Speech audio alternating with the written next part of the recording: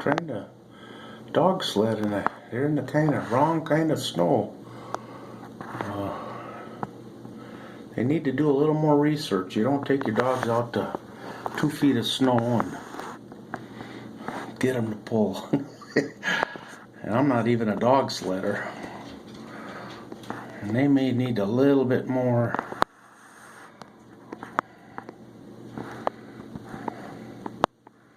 Maybe the kid should be in it. Okay, that's enough. Bye-bye.